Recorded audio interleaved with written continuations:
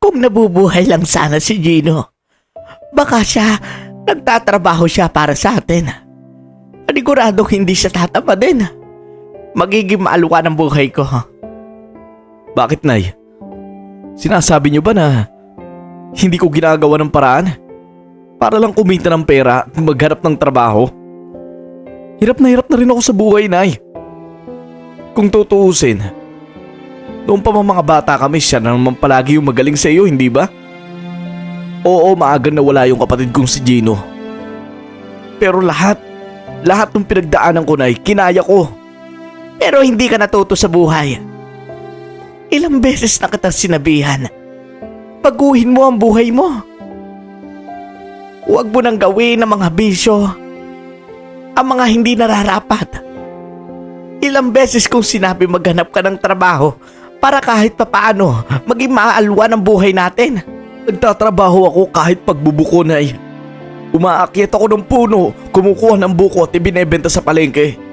Para lang kahit papaano may makain tayo. Kasalanan ko ba kung walang taong tumatanggap sa akin at tumatanggap sa akin para magtrabaho sa kanila? Kasalanan ko ba, Nay, kung bakit hindi ako nakapagtapos? Hindi ba't dahil din sa inyo? Wag mong sasabihin sa akin na kaya hindi ka pa nakapagtapos ay dahil kasalanan ko. Walang magulang na ayaw pag-aralin ng anak, tandaan mo yan. Pero dahil salat tayo sa buhay, kailangan nating tanggapin ang katotohanan. Gusto kong matuto ka, anak. Gusto kong ma-realize mo kung gaano kahirap ang buhay. Mas nauuna pa ang barkada mo kaysa sa paghahanap ng trabaho, hindi ba? Hindi totoo na walang tatanggap sa'yo. Maraming tatanggap sa'yo, hindi mo lang kinikilusan. Hindi rin totoo na puro ako barkada. Dahil ginagawa ko yun, Nay, para makalimot sa problema. Sila yun nandiyan dyan noong mga panahong nahihirapan ako. Sila yung lagi kong kasama. At kayo? Kailan ko ba kayo nakasama sa mga hirap ko? Kailan nyo ba ako sinamahan sa mga struggles ko sa buhay? Oo, puro barkada ako. Sabihin mo mang mali at sabihin ko mang tama yun. Kung para sa lahat ng tao mali ang ginagawa ko, pues ayaw ko na maging tama. Kung hindi ka matututo sa buhay, mamamatay tayong dilat. At kung palalayuin niyo ko sa kasayahan ko sa buhay, mas maigi pa nga mamatay. Sa bawat araw na dumarating, may bagong simula. Dagit TV ang kasama mo sa tuwa at luha. Minsan may luha, minsan may ngiti sa mukha. Buhay ay kwento at ikaw ang bida sa bawat. Magandang araw at maligayang pagbabalik sa inyo, mga kadagit. Well, mga kadagit, meron na naman po tayong bagong storya at bagong kwentong nais nating tunghayan sa araw na ito. Ito ay ang kwento ni Nanay Delma at ni Leroy. Alam natin, mga kadagit, na sa buhay natin ay marami tayong nagagawang pagkakamali sa ating buhay. Marami tayong mga nagagawang plano na hindi naman dapat nating gawin. Kung minsan, sumasablay tayo sa ating mga diskarte sa buhay. Pero hindi ito ang batayan para hindi tayo matuto at magbago at bumangon muli. Sabi nga nila, experience is the best teacher. At well, mga kadagit, siguro isa ang kwento ko sa isa sa mga pinaka magpapakurot ng inyong puso. Alam ko, Mr. Dagit, na hindi lang naman ako ang nakakaranas ng ganito sa mundo. Marami rin mga kababayan natin na dumaan sa ganito. Well, Mr. Dagit, kami na lamang po ni Nanay Delma at ako na si Leroy ang magkasama sa buhay. Maagang nawala ang aking kapatid na si Gino. Flashback sa story ay nangyari po ito noong may kasamaan ang bagyo sa amin. Medyo malakas ang bagyo no, Mr. Dagit, at halos marami talaga po ang nawalan ng pamilya sa lugar namin. At doon din po kami hindi nakaligtas dahil isa sa aming pamilya ang nawala. Si Gino na aking kapatid noon na bata pa lamang. Hindi pa naman kami sure kung talagang namayapa o namatay na siya. Pero ang sabi kasi ng mga rescuer, sa nangyari at itsura ng lugar namin ay siguro'y 0% na lang na may makaligtas pa doon. Talaga po kasing binaha ang lugar namin, Mr. Dagit, at halos hanggang bubong ang baha na yon. Ang aking kapatid noon ay 5 years old pa lamang. Wala pa siyang kamalayan sa mga bagay-bagay sa mundo at siguro hindi niya rin kayang iligtas ang buhay niya. Ang bahay kasi namin noon, Mr. Dagit, ay 2 palapag. Natutulog ang kapatid ko noon sa ilalim at hindi niya namalayan na nandoon na pala ang bagyo. Mabilis ang mga pangyayari, Mr. Dagit. Hindi ko nailigtas at naisalba ang kapatid ko sapagkat lahat kami ay tulog na mangyari ang trahedya. Masakit sa amin ni nanay ang nangyaring yon sa nakaraan namin. Sinundan pa ito ng pag-iwan sa amin ng aking tunay na ama. Kaya naman lahat ng problema ay dumagok sa amin at para bang nadurog na talaga kami. Hindi ko makakalimutan ang mga pangyayaring ito sa buhay ko, Mr. Dagi. Para bang isang bangungot ng nakaraan. Nay, pasensya ka na po kung nasigawan po kita kagabi. Hindi ko lang po talaga sinasadya yung mga salita ko. At alam niyo naman po na sobrang stress na ako sa buhay. Alam niyo, Nay, kanina po kumuha po ako ng buko. Malaki-laki din naman po yung napagbentahan ko, nasa 300. Ibibigay ko po sana sa inyo ito para po kahit pa paano may panggastos tayo dito sa bahay. Pasensya na po ulit, Nay. Ayaw ko po talagang gawin yun pero parang nadala lang po ako ng pagkalasing. Hanggang kailan ka ba magiging ganito, anak? Hanggang kailan mo ipagpapatuloy ang ganyang klase ng buhay? Magtatrabaho ka, tapos sa gabi magiinom, tatambay, at kung saan-saan ka na pupunta. Hindi ka na bata, anak. Matanda ka na. Yung mga kasama mo, tingnan mo mga pamilya nila. May kaya sila sa buhay. Tayo hindi, anak. Kailangan mong matindihan yun, anak. Hindi tayo mayaman. Kailangan mong iwan kahit nakasanayan mo. Hindi dahil gusto mo kundi kailangan. Pero Nay, hindi ko rin po alam kung bakit yung mga kaedad ko ayos lang kahit magtatambay sila, kahit magpasarap sila, habang ako kailangan ko pa magtrabaho. Sobrang saklap ng panahon sa atin. Bakit tayo pinaparusahan ng ganito? Ano ba nagawa nating mali?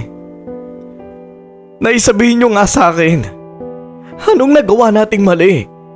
Wala tayong nagawang mali, anak. Biktima tayo ng kahirapan. At para makalis tayo doon, kailangan nating gumalaw. Kailangan nating dumiskarte. Anak, tandaan mo, wala na ang papa mo. Ikaw na lang ang inaasahan ko. Patawarin niyo ako, Nay, sa mga nagagawa ko. Pero hayaan niyo po. Hayaan niyo. Pipilitin ko magbago. Pipilitin ko. Kapag kinaya ko, maghahanap ako ng mas maayos sa trabaho. Kung totoo man po ang sinasabi niyo na mayroong mga tao at mga kumpanyang tatanggap sa akin, pangahawakan ko po yun. Patawarin niyo po ako kung bakit naging ganito ako, Nay. Dahil gusto ko lang din po maging masaya sa buhay. Gusto ko lang din po makaranas na mayroon akong mga kaibigan. Mga kaibigan na kayang akong ipagtanggol. Nung bata pa lang ako, wala na si tatay. Wala na nagtatanggol sa akin. Kaya sana, Nay, hayaan niyo muna akong bumawi sa sarili ko ngayon, oh. Walang masama sa pagbawi sa sarili. Basta't unahin mo muna. Unahin mo ang mas kailangan. Opo, Nay. At pangahawakan ko po mga sinabi niyo. Patawarin niyo po ako. Alam niyo, Nay, tama po yung sinabi niyo. Sana lang nandito si Gino. Ang kaso nga lang, hindi natin alam kung nasaan na siya. Sabi ng mga rescuer, malaki ang tsansa na patay na rin siya. Pero naniniwala ako na buhay pa siya. Kasi nararamdaman ko pa rin siya. Pero kung nandito siguro siya, may katulong ako. Kung nandito siguro siya na yung magiging tropa ko. Siya na yung makakasama ko palagi. Hindi na tayo masyadong mahihirapan sa buhay. Patawarin niyo po ako sa lahat na nagawa ko, Nay. Walang anuman, anak. Kaya kitang patawarin ng 100 beses. Pero wag mong antayin na mahuli ang lahat. Kung kaya ko lang sana magtrabaho pa at magbanat ng buto, hindi ko iaasa sa iyo lahat. Pinagsasabihan kita hindi para sa sarili ko, kundi para sa iyo. Magkakameron ka ng pamilya, magkakameron ka ng sariling anak. At balang araw may intindihan mo kung bakit ko sinasabi ito sa iyo lahat. Tama po kayo. Minsan po naisip ko din yan. Pero hayaan niyo pong bigyan ko muna ng oras ang sarili ko para magbago. Mr. Dagit, totoo po. Ang anak ko po kasi ay nalulong sa isang masamang bisyo na pag-iinom at kung ano-ano pang paglalakwat siyang ginagawa. Wala naman po akong magawa doon, Mr. Dagit, dahil nakasanayan niya na kasi ito.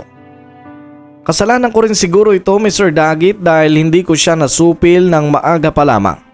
Kaya naman nasanay siya sa ganitong klase ng buhay. Pero naniniwala ako, Mr. Dagit, na sa paulit-ulit na sinasabi niya magbabago siya, ay darating nga ang panahon na makikita ko ang liwanag sa kanyang mga mata. Gusto ko, Mr. Dagit, na matuto siya at magbago sa kanyang buhay. Mahirap lamang po kasi at salat ang pamumuhay namin sa probinsya, Mr. Dagit. Ang totoo niyan ay hirap na rin po kami sa buhay. Ako nga po na kahit may katandaan na din, ay pinipilit ko pa rin na magtrabaho. Sa mga hindi po nakakaalam ay naglalabandera din po ako sa mga kapitbahay na malapit lamang sa amin at doon ay binibigyan naman nila ako ng kahit na konting sintomo para naman meron kaming pantawid ng gutom sa araw na yun. Pero hindi kasi sumasapat ang lahat ng yon dahil meron din kaming bayarin sa tubig at kuryente. Ang inaasahan ko na lamang po talaga, Mr. Dagit, ay ang pagbabago ng aking anak na si Leroy. Oh, pre, kamusta naman kayo ng mama mo? Sabi kasi, nag-away daw ko yung nakaraang gabi. Nabalitaan ko lang doon sa mga kapitbahay nyo. Nakarating bala sa'yo yun? Talaga naman oh. Napakatindi talaga ng chismis dito sa lugar natin. Sipin mo, ang layo-layo mo na, nalalaman mo pa yung mga ganong chismis. Ano ba kasi nangyari, pre? Sabi kasi ng mga kapitbahay nyo, sigawan daw kayo ng sigawan, tapos pinag-aaway nyo daw yung tungkol sa trabaho mo. Bakit ba? Ano bang pinagmulan nun? Yun na nga. Sabi kasi ni mama sa akin, baguhin ko daw yung buhay ko. Wag daw ako puro barkada. Tapos, maghanap daw ako ng trabaho. Alam mo naman na ginagawa ko naman talaga yun eh. Ang kaso nga lang, wala naman talaga akong mahanap. Sa totoo lang, pre, tatapatin lang kita. Kahit ako man, naawa naman din ako sa nanay mo. Sa totoo lang, pre, marami naman talaga mahanap na trabaho dito sa atin. Kung minsan kasi, pre, hindi mo rin kasi nagagawa ng paraan yung mga dapat na gawa ng paraan. Anong sabi mo? Alam mo, pre, sa totoo lang, ginagawan ko naman talaga ng paraan eh. Nag-apply nga ako dito sa may restaurant dito sa atin eh. Hindi nila ako tinanggap kasi wala daw akong tinapos. Tapos dun sa may restaurant pa sa kabila, hindi rin ako tinanggap kasi wala daw akong tinapos. Doon naman sa school, nag-apply akong janitor. Napakaliit naman ang sahod, mas malaki pa yung kikitain ko sa pagbubuko. Paano naman ako pupunta sa mga ganong klase ng trabaho? Hindi ba parang nagbikti naman ako noon? Pre, sinasabi ko pre, kung gusto mo talagang magkameron ng mas magandang trabaho, pwede mo naman kaming iwan eh. Hindi naman kami magagalit sa'yo. Kahit paminsan-minsan na lang tayo syumat. Saka kahit paminsan-minsan na lang tayo ulit magsama-sama. Basta amalaga makita ka namin na maayos. Saka walang problema sa pamilya mo. Naaawa rin kasi kami dyan kay Nanay Delma. Alam mo pre, nung isang araw, nakita namin sa may palengke. Sa may palengke? Bakit? Anong nangyari? Yun ang nga pre. Hindi mo pa pala alam. Alam mo kasi pre, doon sa may palengke, may nakaalitan din si Nanay Delma. Sabi nung sa palengke, parang sinasabihan yata na mahirap lang si Nanay Delma tapos minamaliit. Ayun, parang nagkameron sila ng pisikalan doon. Nasaktan yung si Nanay Delma, yung mama mo. Hindi ko rin naman masisi kasi mainit din yung dugo ng babae. Ewan ko ba sa kanila. Pero pre, wag mo nalang sabihin na ako yung nagsabi sa'yo. Hindi ko alam yan. Kailan nangyari yan? Noon nakaraan pa pre. Sa totoo lang, gusto ko rin naman sabihin talaga sa'yo. Pero ito na siguro yung pagkakataon para sabihin ko sa'yo. Kaya nga nakakawa yung nanay mo eh. Tira mo, binamaliit lang dyan sa palengke. Gusto lang din naman niya maglabandera at maghanap ng trabaho para sa inyo. Ang kaso nga lang, nakakasagupa siya ng mga tao na, alam mo yun, mga akala mo kung sino mga matataas na. Masalamat sa'yo pre ha. Kasi sinabi mo yan sa akin. Ang totoo niyan, wala talaga akong kaalam-alam sa bagay na yan. Pero ngayon nalaman ko na, maraming salamat sa'yo dahil kahit papano alam ko kung ano nangyayari kay nanay. Alam ko kung meron ng mamaliit sa kanya. Pwede kayang balikan natin yung babae na yun na nanakit kay nanay. Paano bang ginawa niyang pananakit? Sinabunutan yung si Nanay Delma saka pinagpapalo. Pinagpapalo? Bakit ganun? Wala man lang ginawa yung barangay? Walang barangay nun eh. Saka tinatanong naman si Nanay Delma ng mga tao doon kung magsasampa daw ng kaso. Ang kaso nga lang, medyo mayaman kasi yung babae na kaalitan niya. Kaya ayaw. Ay noo. Sige pre, maraming salamat sa ano mo. Sa mga sinabi mo sa akin. At saka, o nga pala pre, kaya pala ako nakipagkita sa iyo ngayon. May gusto lang sana ako sa iyong itanong. Anong gusto mo itanong? Di ba yung kapatid mo na sa Manila na? Oo. Si Joshua? Bakit? Nakakahiyaman pre. Pwede bang sabihin mo sa kanya kung pwede niya ako ipasok sa mga trabaho na alam niya dun? Baka may mga kumpanya naghahanap dun ng trabahador. Kahit pre, construction worker. Papasukin ko.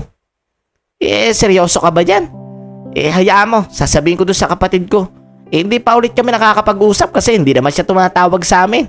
Kami naman, lagi naman kaming walang load, walang internet para makakonect sa kanya. Pero hayaan mo, inonote ko yung sinabi mo. Tara muna, samahan mo muna ako at bibili lang ako ng pagkain para sa pamilya. Alam mo pre, buti ka pa nga no? Kapag gusto mong bumili ng pagkain para sa pamilya mo, nakakabili ka. Tira mo ako, hanggang ngayon wala pa akong pera. Magbubuko pa ako mamaya para kahit paano may maibenta ako sa palengke. Ganun talaga. Ang hirap talaga ng buhay. Kaya nga pre, sinasabi ko nga sa'yo, di ba? Ayos lang sa amin kahit iwan mo kami. Tama yung sinasabi ng nanay mo. Makinig ka sa kanya. Maraming salamat sa iyo ha. Wala yun. Kayo pa ba? Mr. Dagit, siya nga po pala si Nico.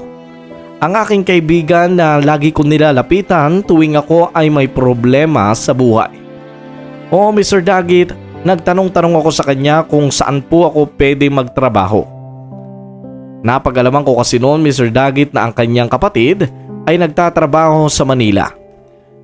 Siguro naiisip ko ng mga panahon na yun na baka pwede akong tulungan ng kanyang kapatid na makapasok sa trabaho sa Manila.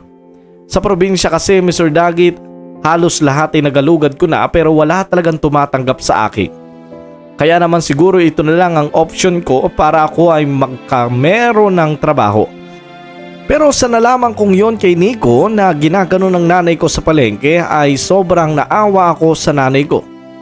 Doon ko na lamang napagtanto, Mr. Dagit, na dapat pala ay makinig ako sa kanya.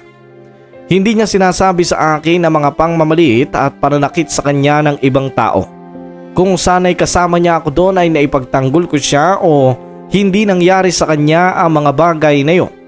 Pero hindi naman natin may iwasan ang mga bagay na mangyari sa atin. Sabi nga nila, kung ito ang kagustuhan ng Panginoon ay mangyayari ito. Pag-uwi ko nga sa amin ay masaya kong ibinalita kay Mama ang aking magiging trabaho kung sakasakaling magkakameron ako. Ma, ito nga po pala yung pera. Nakapagbuko po ako kanina. Pasensya na po, 250 lang po yan. Medyo matumal po talaga kanina eh. Ayos lang naman ito, anak. Hindi ka pa yata kumakain. Kumain ka na doon. Nagluto na ako para sa'yo. Ma, may sasabihin po pala ako sa inyo. Ano yun? Ang totoo po niyan, pumunta po ako kanina kay paring Nico.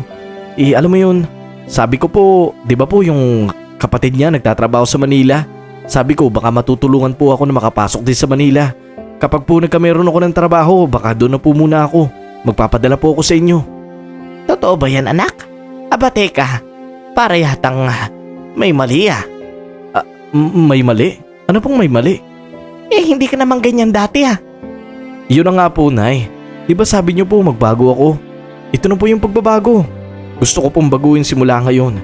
Gusto ko pong bumawi sa inyo. Lalo pa po sa nalaman ko, hindi niyo po sinasabi sa akin. Ano yun, anak? Hindi niyo po sinabi sa akin na meron po palang alin na nanakit sa inyo. Bakit hindi niyo po sinasabi yun sa akin? Matagal na naman yun, anak. At saka, konting alitan lang naman yun. Hindi naman ako sinaktan. Hindi sinaktan. Nakita nga daw po kayo ni paring Nico eh. Sinabunutan daw po kayo at pinagpapalo. Nay naman, bakit po kayo pumapayag ng ganun? Kung nandun po ako, baka binira ko na yung alin na yun eh.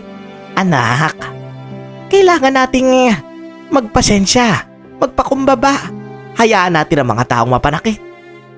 Ma naman, bakit mo hahayaan yung mga ganong klase ng tao? Sinaktan ka nila. Walang sino mang taong pwedeng manakit sa'yo. Kahit nga ako hindi kita pwedeng saktan. Tapos sila, sasaktan ka nila? Anak naman, yung alin na yon, siya ang may-ari ng buong palengke. Kapag pinatulan ko yon, panigurado namang magkakandaliletse naman ang buhay natin. Baka ipakulong pa ako nun. Kahit na ma, mali yung ginawa niya. Sana man lang lumapit kayo sa barangay o kaya sa pulis. Nagsumbong kayo. Anak, tingnan mo ang sitwasyon natin sa sitwasyon nila. Sa tingin mo may maniniwala sa atin? Sa tingin mo paniniwalaan tayo ng mga tao? Hindi. Hindi tayo paniniwalaan kasi wala tayo napapatunayan sa mundo. Tandaan mo, anak, habang nandito tayo sa ilalim ng lupa, walang mga taong maniniwala sa atin sa itaas. Pero ma, hindi po ba tama na dapat lamang nating ipagtanggol ang sarili natin? Sana sumubok ka man lang. Hindi naman siguro bias yung mga polis at saka mga barangay. Hindi mo alam ang sistema dito sa atin. Kung sino yung mas mapera, kung sino mas makapangyarihan, yun ang pupuntahan nila. Yun ang susundin nila. Ayaw kong lumaki yung gulo, anak. Hayaan mo, hanggat nasa baba tayo, pwede nila tayong saktaan, alipustahin, at sabihan ng kung ano-ano. Pero tandaan nila, once na makalis tayo dito, anak, hindi na ako papayag pa noon. Hindi po ba kayo nahihirapan sa ganyan, ma? Kinakain-kain lang tayo ng mga hayop na yan. Wala silang puso. Kung sana nalaman ko lang yan na mas maaga, baka may nagawa pa ako. Pero hindi nyo sinabi sa akin. Ma, nakinig ako sa inyo. Sinabi ko sa inyo lahat ng sikreto ko. Kaya please ma, wag po kayong magtago sa akin. Patawarin mo ako, anak. Ayaw ko lang lumaki yung gulo. Kaya hindi ko sinabi sa iyo. Sana po sa susunod, sabihin niyo na po sa akin kung ano nangyayari sa inyo doon sa palengke. Makakaasa ka, anak. Na mga panahong yon, Mr. Dagit, ay kitang-kita ko ang lungkot sa mata ng aking nanay. Hindi ko mawari at hindi ko mapigilan ang bugso ng damdamin ko, Mr. Dagit. Naghahalong galit, awa at sakit ang nararamdaman ko. Dahil nga sa pagiging hindi pantay ng mundo sa amin. Hindi ko alam kung paano ba ako papayag na ginaganon kami. Ayaw ko man pumayag, gusto ko man pumalag, pero paano nga naman? Iba ang sistema sa mundong ito. Kaya naman pinagpalipas ko na lamang ang sandaling iyon. Mr. Dagit, yun na rin po ang nagbukas ng aking mga mata upang simulan ang pagbabago sa buhay ko. Ipinangako ko sa sarili ko noon na hindi ko na gustong makita si mama na maliitin at saktan ng ibang tao. Makalipas lamang ang ilang araw ay muli kaming nagkita ni Nico. Sa mga pagkakataong iyon, nakita ko lamang siya sa palengke na namimili na rin ng kanyang iuuwi sa bahay. Oy, pre, nandito ka pala? Oo, buti na lang nagkita tayo dito. Gusto ko lang sanang ikumpirma sa'yo kung anong balita doon sa kapatid mo. Ayun na nga, pre. Gusto pa kitang makita nung nakaraan pa. Ang kaso nga lang, medyo na busy ako. Nagchat na kasi yung kapatid ko. Meron daw naghahanap ng trabaho doon na kumpanya. Ang hindi ko lang alam, pare, kung tatanggapin ka kung wala kang diploma. Hindi mo ba tinanong doon sa kapatid mo kung kailangan ng diploma? Hindi niya sinabi sa akin eh. Ang sabi niya lang, nakita niya na meron nakapost doon na naghahanap daw ng mga trabahador. Malay mo naman, matanggap ka doon. Ang kaso nga lang, medyo risky. Paano kung hindi ka matanggap doon? Yun na nga eh. Paano kung hindi ako matanggap doon? Di baka mabubulok na lang ako doon. Baka maging pulubi pa nga ako doon eh. Siyempre, Manila yon. Iba naman dito sa probinsya.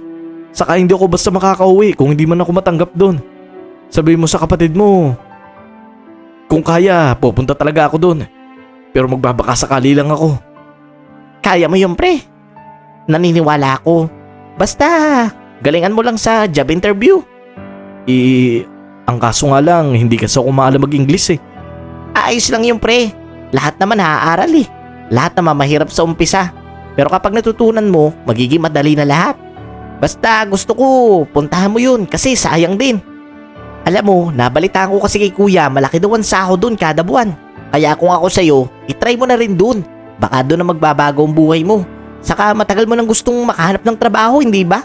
Di pag-ipunan mo, yung meron kang pamasahe papunta doon at pamasahe pabalik. Siyempre, kailangan mo baka sakali. Tama ka naman, pre. Pero sige, gagawin ko yan. Mag-iipon ako.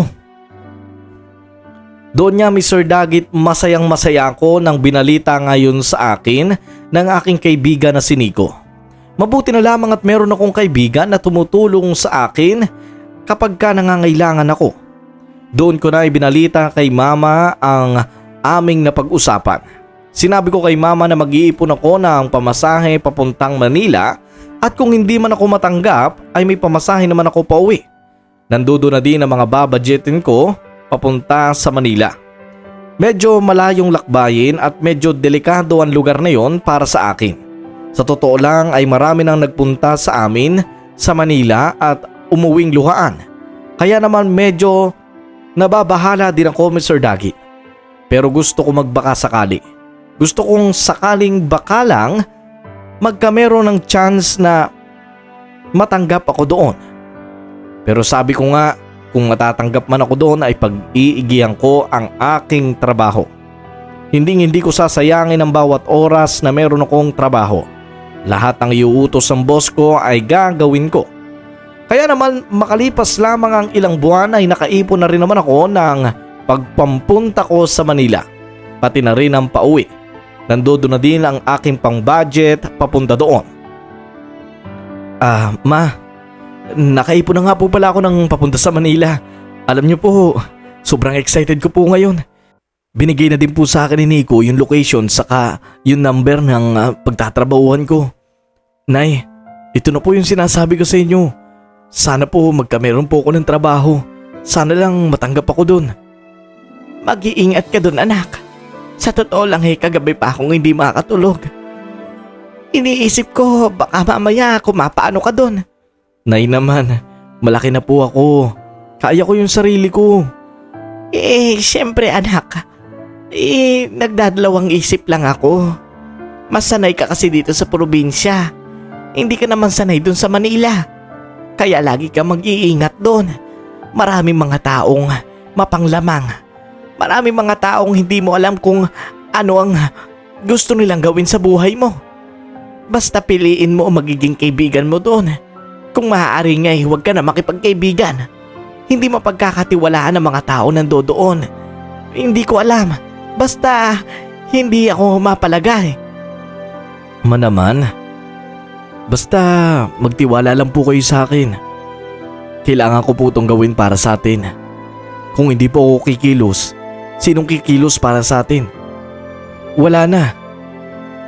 Kaya, Nay, kayo na pong bahala sa akin.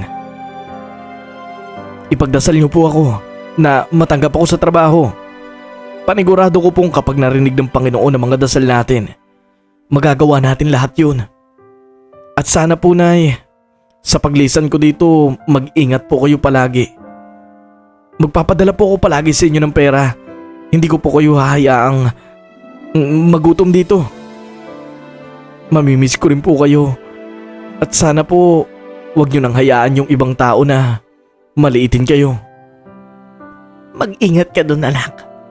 Mahal na mahal din kita. Mamimiss din kita. Maraming salamat po sa lahat, Nay. Dahil kung hindi po dahil sa inyo, hindi po ako matututo sa buhay. Nang araw ngang yon, Mr. Dagit, ay nagpaalam na din po ako kay Nanay. Inihanda ko na ang lahat ng aking gagamitin. Madaling araw no, Mr. Dagit, tandang-tanda ko nang inihahanda ko na ang lahat ng gamit na dadaling ko sa Manila. Nakatitig lamang ako kay Nanay noon na natutulog. Habang daladala ko ang kakarampot na sentimo na dadaling ko sa Manila para maghanap ng trabaho. Mr. Dagit, magiging mahirap po sa akin ang paghahanap ng trabaho sa Manila. Pero kailangan kong tanggapin ito. Kailangan kong i-execute na maganda ang aking gagawin doon. Pagpunta ko nga na Manila ay doon na nga po, Mr. Dagit, parang nanibago ang mata ko. Hindi na ito katulad ng probinsya, mapuno, maraming ilog at maraming dahon kang makikita. Dito ay puno ng mga sasakyan, matataas na building at maraming mga tao. Hindi ko alam kung saan ako noon pupunta nung una. Tiningnan ko lang ang papel na may nakasulat na address at number. Nagtanong-tanong din ako sa mga tao doon kung saan ako pwedeng sumakay para makapunta sa lugar na yon. Mabuti na lamang at marami namang maayos na tao ang nagturo sa akin kung saan ako makakapunta. Nang mapuntahan ko nga ang address, Mr. Dagit, ay nakita kong isa pala itong malaking construction site sa lugar na yon. Hindi ko alam, Mr. Dagit, pero sa nalalaman ko, ito ay isang kumpanya kung saan sa loob ay merong malaking factory. Hindi ko rin alam kung anong product ang ginagawa nila dahil na mga panahong yon ay wala pa akong ideya doon. Pagpasok ko nga doon ay hinarang naman ako agad ng guard. Oh, teka. Ba't ka papasok agad? Nasaan yung ID mo? ID po? May dala po ako dito. Ito po. Teka lang. ID mo pa ito nung bata ka. Yung sa school mo ito, di ba? Opo, yan lang po kasi yung ID ko eh. Walang hiya ka talaga oh. Wala ka bang valid ID dyan? Valid ID? Ay, naalala ko na po yung sinabi ni Nanay. Meron po pala. Ito po. Ayan, ganyan. Meron ka naman palang ID. Hindi mo ba alam yung ID? Alam ko naman po, kaso nga lang po. ID din po yan, di ba? Yung pang-school. ID nga ito, pero ang hinahanap ko, yung valid ID. Sige po. Ano bang gusto mong gawin dito sa loob? Bakit ka papasok? Totoo po niyan. Nalaman ko po kasi sa kapatid ng tropa ko na naghahanap daw po ng trabahador dito. Oo nga, hiring nga kami. Gusto mo ba mag-apply dito? Gusto ko po mag-apply dito. Siya, sige. Wait lang ha, tatawagan ko lang si boss. Doon nga Mr. Dagit ay pumasok ng kaunti ang guard sa kanyang may maliit na bahay noon. May tinawagan siya at kitang-kita ko noon na may kausap siya sa kanyang telepono. Parang sinabi niya nga sa boss niya na merong isang trabahador ang papasok sa kanila. Maya-maya pa ay mabilis din naman itong lumabas. Inabot sa akin ang isang number. Oh, ito ang number mo. Ayos na po ba? Pwede na po akong pumasok? Oo, basta hanapin mo yung Office 8. Nandoon si sir. Nasabi ko na din. Sige na, pasok na. Salamat po. Doon niya Mr. Dagit ay kabadong-kabado pa ako habang pumapasok doon. First time ko kasing makapasok sa isang factory, sa isang kumpanya. Pero nararamdaman ko na noon Mr. Dagit na magkakameron ako ng trabaho. Ang sarap sa piling. Kahit puno ng kaba, parang may ligaya sa puso ko. Hindi ko mawari pero sobrang saya ng puso ko noon. Naiisip ko na agad noon na naglalakad pa lang ako na makakatulong na ako kay nanay at makakapagpadala na ako ng pera sa kanya. Pagpunta ko nga doon ay bumungad naman sa akin ang isang lalaki.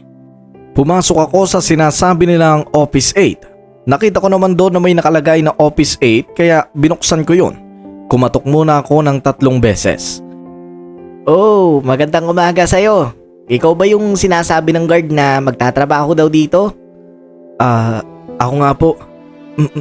Salamat po. Hey, alam ko nahihiya ka pa sa ngayon. Pero huwag kang mag-alala. Mabait naman ako sa lahat ng trabahador ko. Ang totoo niyan, lahat ng mga yan kaibigan ko na. At saka ako kasi yung may-ari ng pinakamalaking construction site dito sa Manila. Bali 2 tong branch ko. Ganun po ba? Oo. At saka ba galing? Saka anong pangalan mo? Ako nga po pala si Leroy.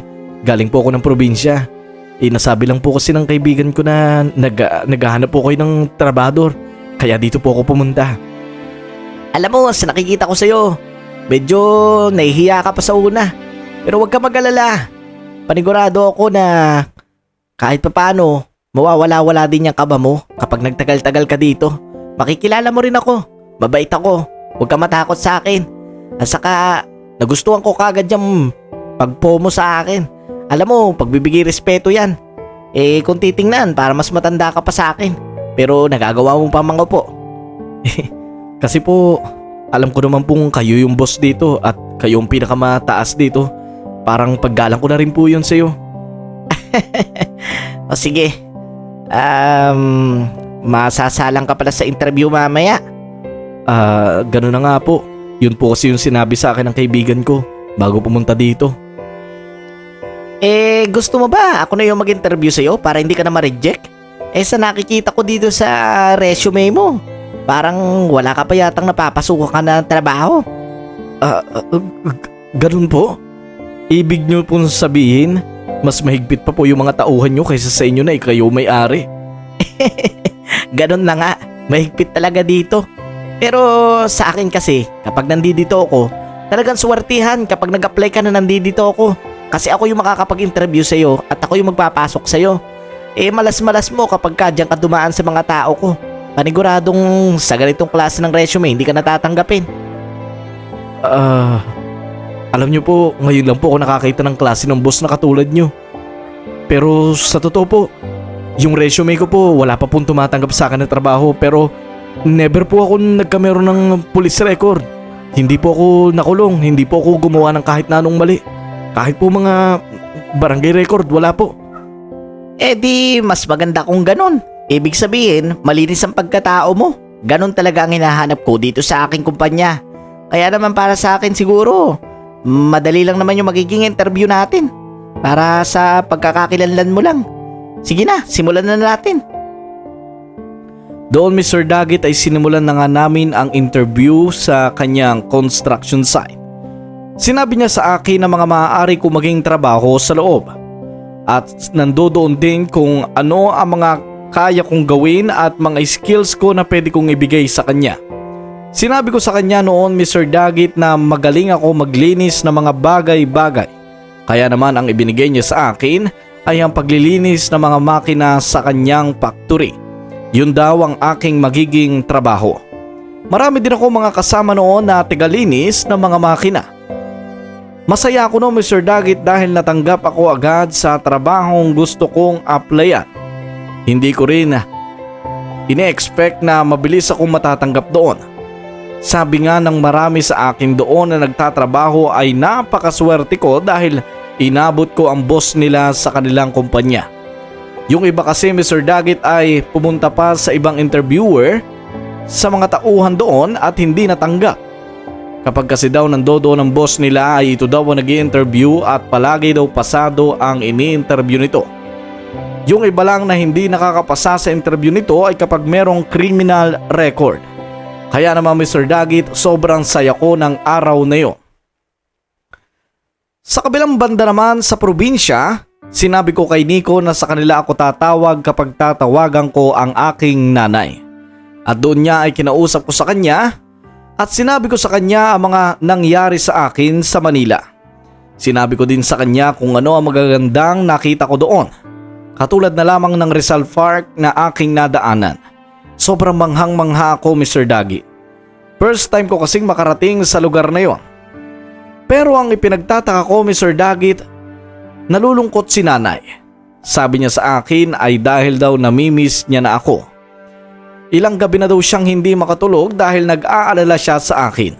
Kaya ipinangako ko sa kanya na kapag nagkameron ako ng pera ay uuwi ako sa amin at magpapadala din naman ako ng pera sa kanya kada sahod ko. Nangyari nga, Mr. Dagit, ang aking ipinangako kay mama.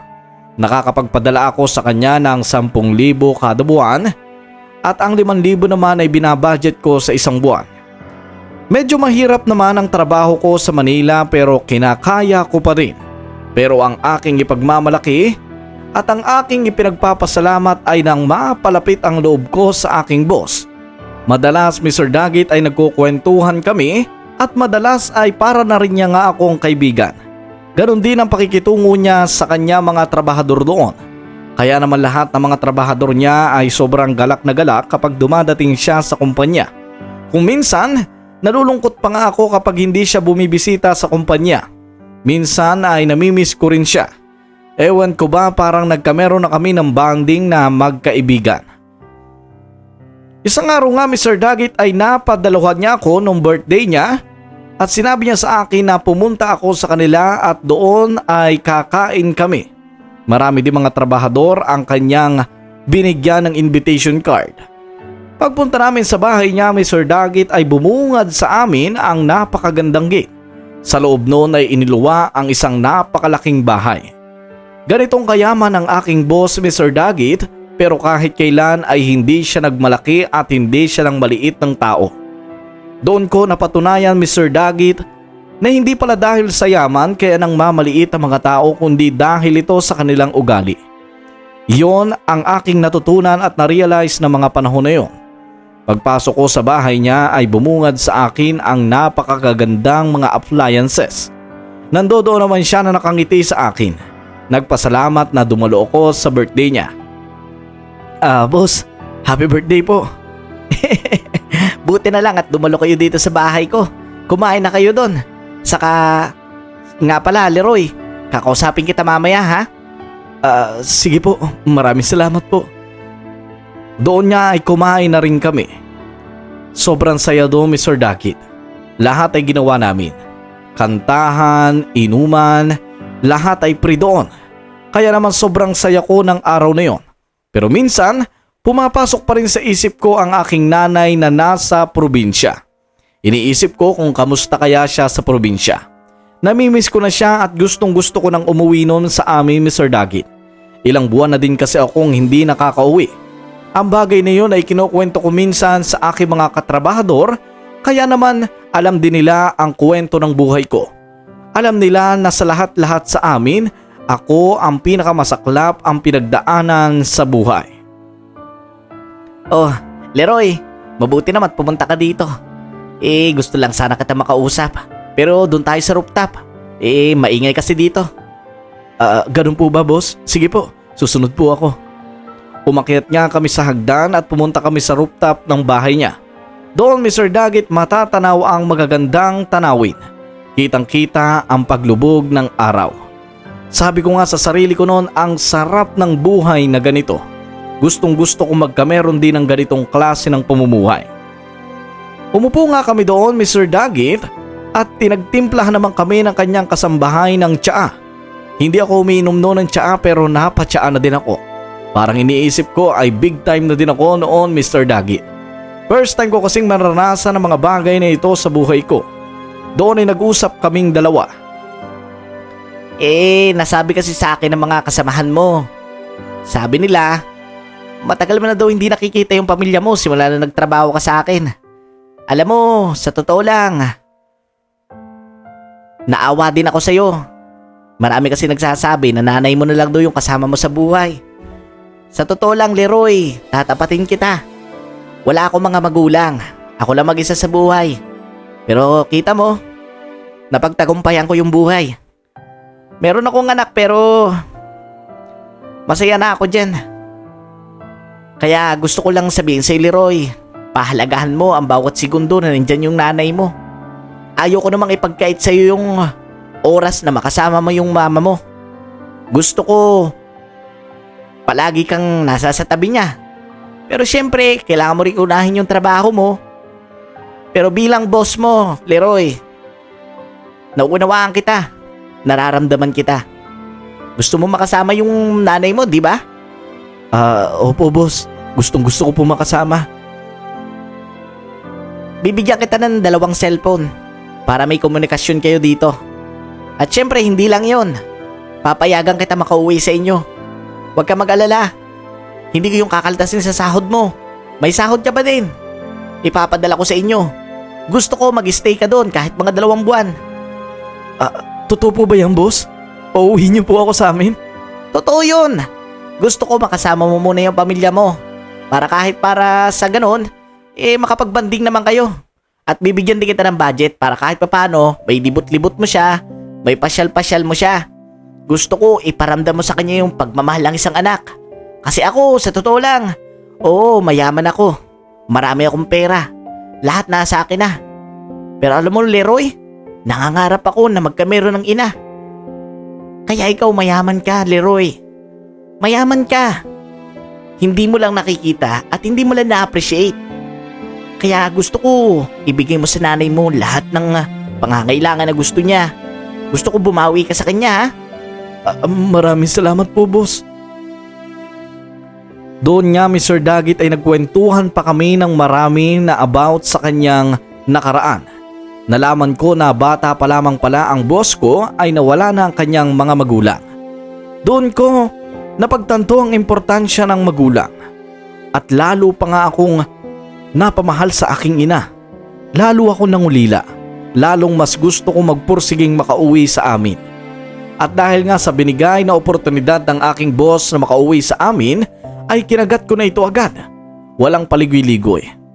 Hindi ko nga mabilang noon, Mr. Dagit, kung ilang salamat ang nasabi ko sa boss ko.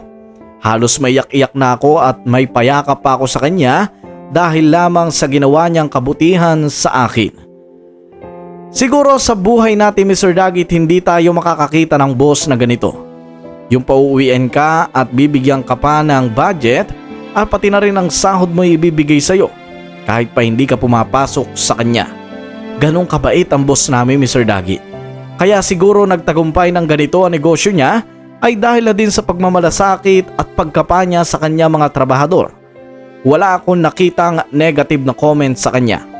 Ni isang trabahador ay wala nagsabi ng pangit sa kanya dahil lahat ng ipinapakita niya sa kanya mga trabahador ay pawang pagmamahal. Makalipas lamang ang ilang araw, doon na nga ako pinayagan ng boss ko at nakapag-rest na nga ako sa trabaho. Umalis ako doon at nagpasalamat ulit sa kanya at siya naman ay tuwang-tuwa sa akin. Sinabi niya na mag-enjoy ako sa amin at pahalagaan ko ang aking nanay. Naawa rin ako sa boss ko no, Mr. Dagit. Dahil kitang-kita ko ang inggit sa kanya mga mata nang sabihin kong pauwi ako sa nanay ko. Dahil siya ay wala ng mga magulang. Pag-uwi ko nga sa amin, Mr. Dagit, nandoon pa lamang ako palusong sa amin ay natanaw ko na agad ang bahay namin. Pero pagpunta ko doon, Mr. Dagit... Nay! Nay! Andito na po ako! Nay? Nay! Nandito na po ako! Teka lang, nasan si nanay? Pare! Pare! Oh, Nico, nakita mo si nanay? Pare, yun na nga eh. Hindi ka namin matawagan. Sobrang stress na kami. Hindi namin makita yung nanay mo. Ano? Anong hindi makita? Bakit? Noong nakaraan kasi pre, may nagpunta dyan ng mga babae. May mga maraming tao. Tapos sabi nila, kanila daw tong lupa na to. Pinapaalis yung nanay mo. Ganon? Teka, sino mga babae yun? Hindi rin namin alam pare. Pero totoo naman, kanila talaga tong lupa na to. Ang hindi lang namin alam kung saan pumunta yung mama mo. Naku po, nasaan na kaya si nanay? Ang tagal kong walang koneksyon sa kanya. Ipapasyal ko pa sana siya pero wala na pala siya dito. Nasaan kaya siya? Yun na nga pare, pinag-ahanap na siya ng mga barangay. Hayaan mo, makikita din natin yun. Masilimuot, Mr. Dagit, ang pag-uwi kong yun. Kinukurot-kurot ko noon ang sarili ko sa umaasa ako na baka panaginip lang ang lahat ng ito. Baka bangungot lang ang lahat ng ito. Pero totoo, Mr. Dagit, nawawala ang nanay ko. Sa aking mga nakalap na mga kwento, may pumunta daw na mga tao sa lugar namin at sinasabing kanila ang lupa na yon. Puwersahan daw na pinaalis si nanay. Si nanay naman daw ay walang nagawa. Wala noon ang kaibigan kong si Nico na mangyari yon. Kaya naman hindi nila alam kung saan nagpunta si nanay. Halos nagalugad na namin ang barangay namin noon, Mr. Dagit, pero hindi pa rin namin siya makita. Hanggang sa isang araw... Tao po! Tao po! Tao po! Teka lang, bakit po? Taga-barangay po kami. Nakita po namin yung nanay nyo. Nandun po pala sa gubat. Sa gubat po? Nandun po? Opo, nandun nga po. Doon niya, Mr. Dagit, agad na nga ako nagpunta sa barangay para puntahan ang aking nanay. Hindi ko rin alam na mga oras na yon na nakarating pala sa aking boss ang pangyayaring ito sa buhay ko. Nabalitaan niya pala ang pagkawala ng aking nanay. Kaya naman, nabigla na lang ako nang bigla siyang sumulpot sa aming barangay. Nakasakay siya sa kanyang Bentley. Sobrang garang sasakyan. Lahat nga ng mga tao noon ay nagtitinginan sa kanya. Sinabi ko naman sa mga barangay tanod doon na yon ay aking boss. Dahil kahit sila'y nagulat dahil may isang bigating taong pumunta sa lugar namin. Pagpunta ko nga sa barangay, Mr. Dagit, ay nakita ko nga doon ang aking nanay. Niyakap ko siya ng mahigpit. Nanay, saan po ba kayo nagpupunta? Bakit po kayo umalis sa atin? Ba't hindi na lang po kayo pumunta kina Nico? Ba't po kayo pumunta ng gubat? Hindi ko na alam kung saan ako pupunta, anak. Takot na takot ako. Yung ibang mga tao, parang agresibo sila. Parang mananakit sila. Kaya tumakbo na lang ako. Hindi ako bumaba ng gubat. Ay naku, sino ba mga tao yun? Bumuhos ang emosyon noon sa barangay, Mr. Dagit, nang muling pagkikita namin ni nanay. Sobrang niyakap ko siya noon at kitang-kita ko sobrang hirap na siya. Medyo may amoy na nga siya noon, Mr. Dagit, dahil nga matagal-tagal na din daw siyang hindi nakakaligo. Sobrang sakit sa puso ko, Mr. Dagit, na bakit kailangan tong maranasan pa ni nanay. Alam ko na wala siyang ginawang kasalanan sa mundo. Alam ko na mabuti siyang tao. Pero bakit pinaparusahan siya ng ganito? Wala akong nagawa noon kundi ang yakapin siya. Hindi ko rin alam kung sino yung mga taong nagpalayas sa kanya. Nandudun din naman ang boss ko na tila naiiyak na din habang pinapanood kami. Magandang araw po. Ako nga po pala yung boss ng anak nyo. Nabalitaan ko po kasi yung nangyari. Hindi rin po talaga maganda kaya napapunta po ako dito para kamustahin siya. Magandang araw po sa inyo. Nakakahiya naman po sa inyo. Napakaganda po ng kausuotan ninyo. Ayos lang naman po ako. Kaya naman po namin ito ng anak ko. Boss, nandito po pala kayo. Nakakahiya po. Sana po hindi na lang kayo pumunta.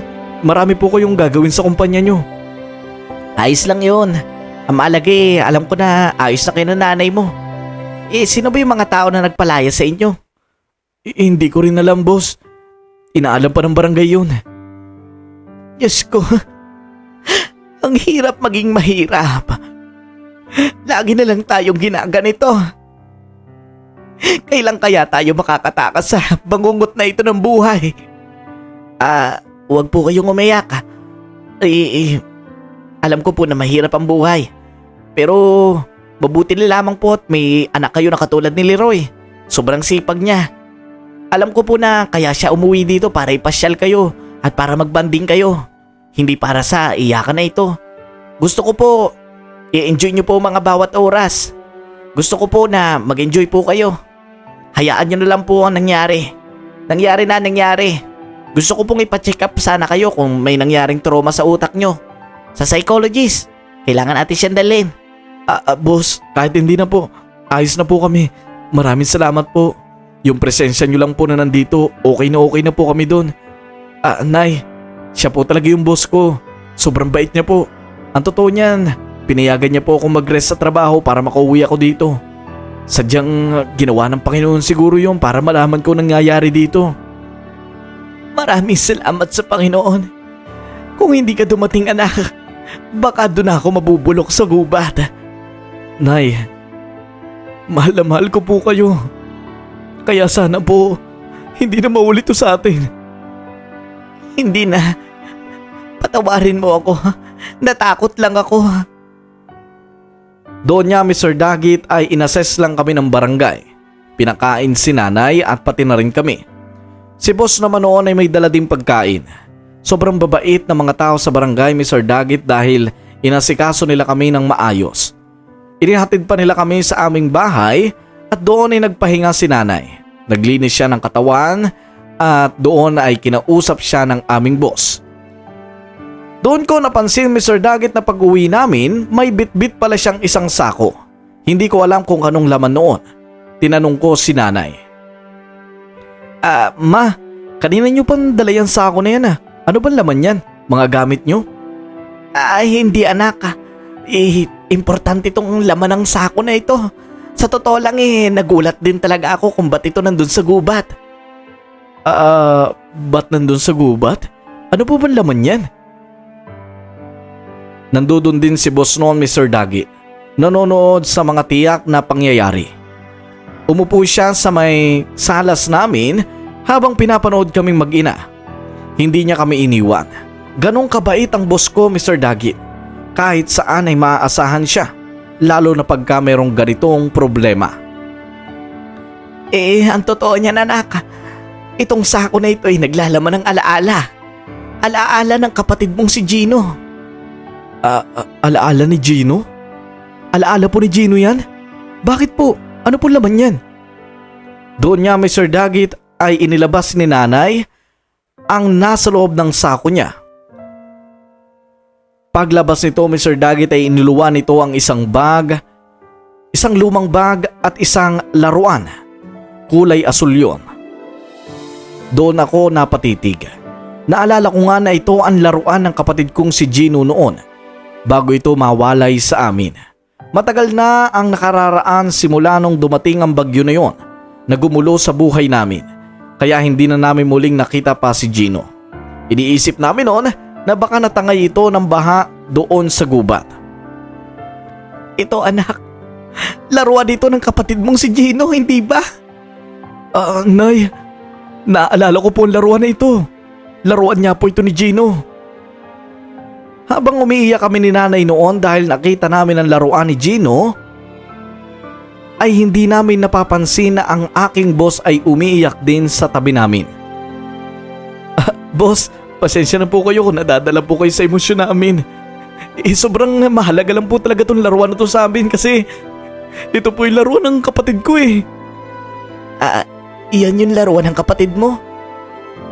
Kasi Yan din yung laruan ko noon eh. Ito po yung laruan nyo, boss. Paano ito yung laruan nyo? Kung hindi ako nagkakamali, kayo po si Delma, di ba? At tama, naalala ko na. Kaya pala kapangalan mo yung kapatid ko si Leroy. Boss, nagluloko po ba kayo? Huwag nyo sabihing... Tama. Kayo nawawala akong pamilya. Ikaw ang nanay ko. Ikaw ang kapatid ko. Ikaw si Kuya Leroy. Ikaw na yan, Gino? Doon, Mr. Daggett, ay napagtanto namin ang bawat sandali. Si Gino pala ay ang aking boss. Ang aking nawawalang kapatid ay ang aking boss. Doon, bumuhos ang emosyon sa aming bahay. Marami pa mga kapitbahay noon na nakasilip pala sa labas.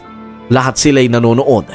Siguro'y tsumichismis na naman sila kung anong meron sa amin at meron nagpuntang isang big time sa bahay namin. Nakaparada lang kasi sa labas ng bahay namin ang Bentley ng aking boss. And well, hindi pala aking boss, kundi ang aking kapatid na bunsong si Gino. Ikaw yan, Gino. Ako nga ito. Kuya Leroy. Kaya palang gaan ang loob ko sa'yo. Sobrang namiss kita. Sobrang tagal kong hinahanap kayo. Anak ko, ang tagal na kitang hinahanap. Doon na nga nag-iyakan ang lahat. Pati ang mga tsumichismis sa labas ay napaiyak na rin. Lahat sila, Mr. Daggett, ay hiling-hili sa kaganapan sa aming bahay. Simula ng pag-aaraw na yon, doon na nagbago ng paunti-unti ang buhay namin. Isinama kami ng aking boss ay ng ng aking kapatid na si Gino sa kanyang bahay. Doon ay pinakain kami ng masasarap na pagkain at sinabi na rin sa akin ni Gino kung saan ako matutulog mula ngayon. Binigyan niya rin ako ng mataas na posisyon sa kanyang isa pang kumpanya bilang isang Chief Executive Officer o CEO ng naturang kumpanya. Dito na nga po nagtatapos ang aming kwento, Mr. Daggett. Nawa po'y maraming na-inspire at marami kayo natutunan sa kwentong ito. Maraming salamat po sa lahat na nakaabot sa huling bahagi ng kwentong ito. At syempre, kung hindi ka pa nagsusubscribe ay hit mo na rin ang notification bell, pati na rin ang comment section ay mag-comment ka na. Akin niyang babasahin at pupusuan. Muli, ito ang Daggett TV, nagpapaalam. Peace out.